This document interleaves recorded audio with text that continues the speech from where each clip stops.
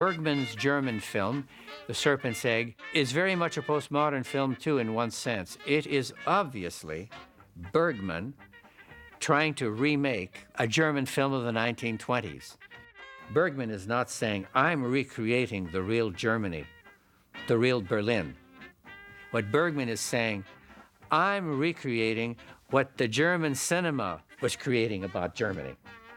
And you do feel it's a very distant, stagey, cabaret kind of thing.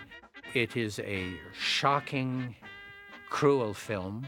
It is a totally un-Bergman film in many ways, and yet very much centered on the disintegration of a person or two persons. Very much so in that sense. It's what I would call a postmodern film.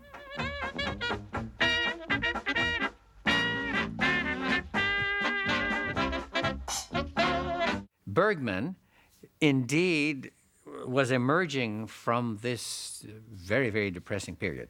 And it was a bit of a rebirth into something else. This coincides, too, with Bergman's flight from Stockholm. Ingmar had been arrested for tax evasion by the Swedish government, and it had outraged him. And he swore that he was never going to go back to Sweden, and he'd moved to Paris, actually. And then, according to him, Paris was just, it was too bright for him. Now, I don't know if he meant sunny. I mean, Paris is not a very sunny place, but I think it was just too lively and too happy for him. He wanted someplace darker and more dismal.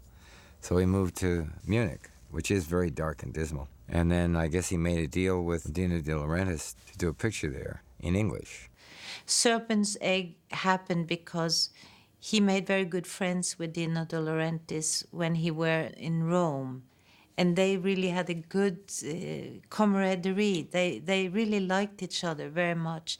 And then he met a German producer, Mr. Wendland, and they also had a good camaraderie. And suddenly these people said, here is money. And not only little money like with all these other films. Here is a lot of money, and make now this film that you have been dreaming about. We're very fortunate, actually, that the Swedish government screwed with him that way, because otherwise he would never have made a picture in English. I wouldn't have gotten to make a picture with him. And he would never have made a big-budget movie. Ingmar would probably deny that he wanted to get into the American film market with Serpent's Egg. And probably he didn't, because several of the films we did, you know, nobody really wanted his films at that time. And it didn't really matter to him except that he wanted the money to make the films. And he did have offers to do big films in the United States at that time, but not on his scripts. And he didn't want to do it. He never sold himself.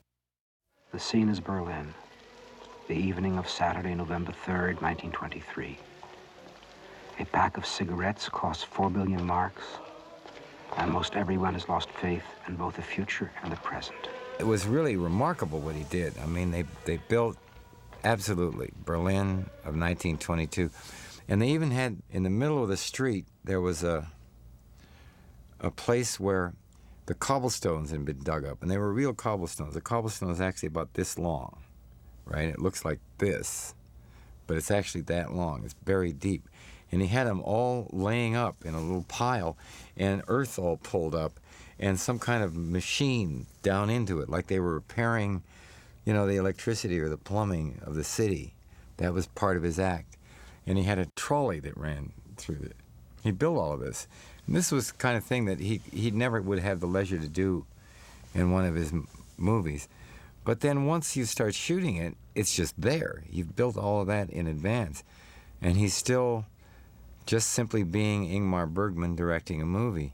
I think Ingmar got overwhelmed by having so much money that he was allowed to build a whole street of Berlin with a lot of houses and everything.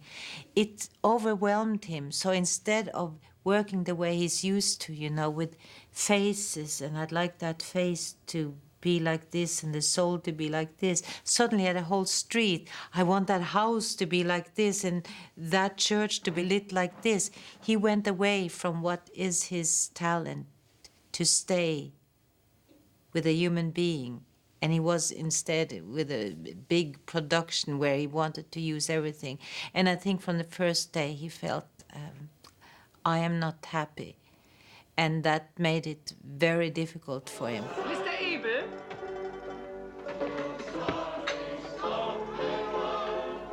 Your brother is already at home. This is for both of you. Gute Nacht. Working with Ingmar Bergman was like being a character in an Ingmar Bergman movie. It was the first scene that we shot. He walked me through the blocking, and the scene, it was the first thing in the picture. There's a wedding party going on in this hotel that we're staying in, and he had been rehearsing the wedding party all day long. When he said action, they started having their party, and they're on camera for, I would say, less than 2 seconds, 3 seconds at the most, because I just walked by this door and there's this wedding party.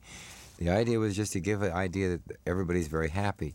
And I'm carrying a tray of food up to our room, and I open the door backwards, with the tray, and turn around, and my brother is sitting against the wall with the back of his head blown off because he's just shot himself. And I stare at him for a minute, and then I turn around and I put the tray down, and I don't know which way to turn. And meanwhile, you're hearing all these people singing at the wedding party. And as I was being walked through this, I thought, my God, this is definitely an Ingmar Bergman movie.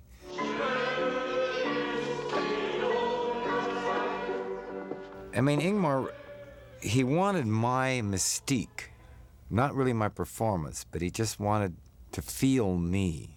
And I think that's how he directs, to find the actor. And Ingmar is telling you exactly what to do, but still within that very tight context, he's still seeing the basic elan of the person.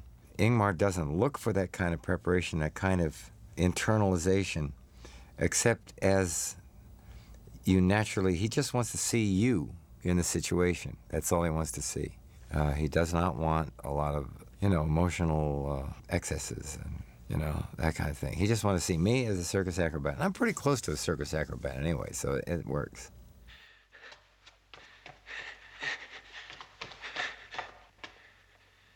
In an effort to try to give some feeling of this guy being an acrobat, since you never really see him as an acrobat, during this chase scene, there was a catwalk. Well, it's a second story, so what is that? It's about 8-10 feet up in the air. And I had a thing where I wanted to vault over the railing and jump down and then kind of fly over this great big desk that was sitting there. And I had it figured out pretty good. I took in the shoes that he'd given me, which were actually shoes made in 1922, a pair of brown and white saddle shoes. And I took their doubles and had him take the heel off and put almost soft rubber, not totally soft, but with a certain amount of give to him, because I thought just that little bit of extra would keep me from breaking my heel when I landed. And I think that was kind of a cool move that was in there. In the first place, it also adds to that kind of franticness of the character. And you did think it was leaking, didn't you? Stop raving at me like a lunatic. If you want to leave, go! Remember, there was a very emotional scene with Liv, her most emotional moment in the picture, in the kitchen, and she just sort of freaks out and spills out a whole bunch of stuff. And I was thinking, how is she going to do this? And she's just sitting there talking to me, and he said, action, and she just, and she just, there she was again. She just turned it on and turned it off. I just say, if you want to leave, you can go. I've done everything I can to keep us together. I just can't go on anything more. I took the movie more because she was in it than because Ingmar was directing it. He was, certainly an icon and everything, but she was about as hot as anybody on the planet was at that moment as an actress. She was wonderful in that picture as the cabaret dancer, and she was just so without airs.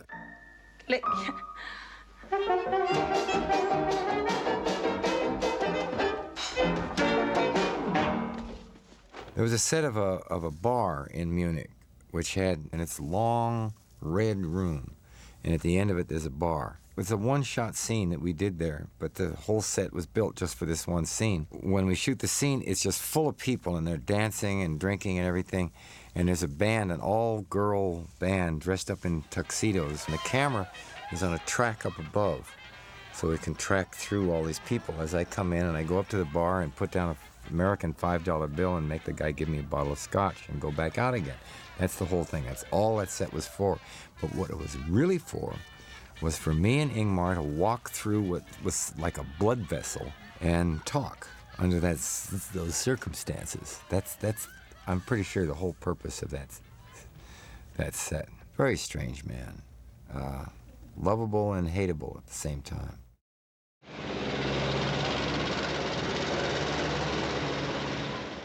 You know what also made him nervous? He's usually working with 15 people, including the actors.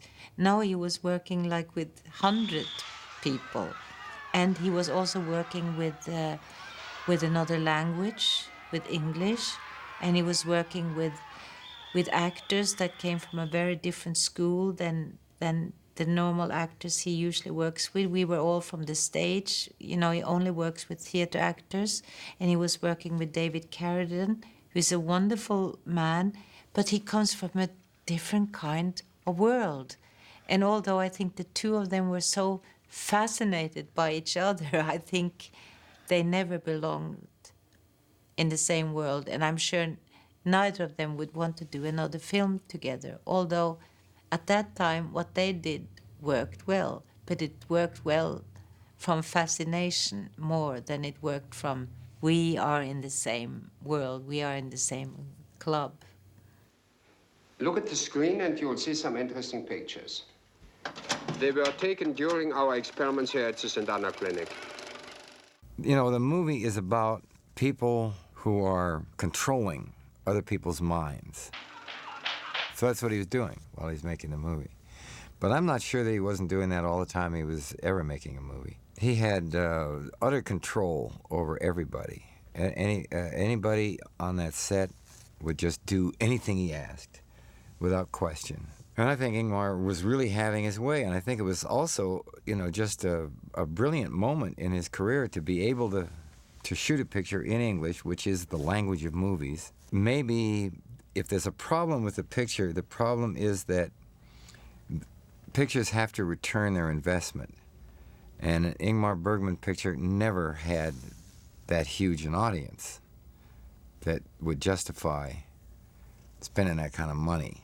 The picture was not very popular in the U.S., but it was the largest grossing Ingmar Bergman picture of all of his movies in Europe, which it seems to me is probably where his strength is anyway. I saw this movie with him just 2 or 3 years ago on his island. And I always thought, because he was so unhappy doing the movie, because it was so enormous, suddenly he was so happy to see this is a good movie.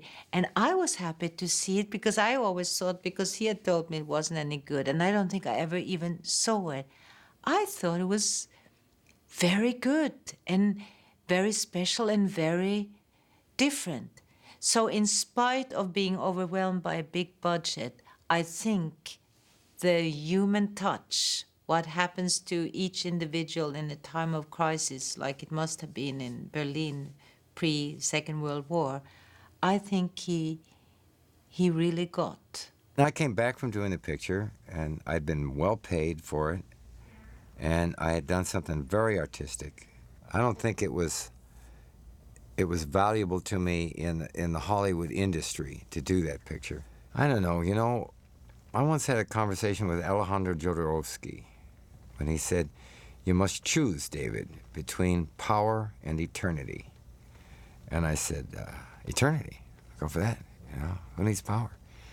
And I think doing that picture with Ingmar, I was making that kind of a choice. So I got what I asked for, you know, eternity versus power.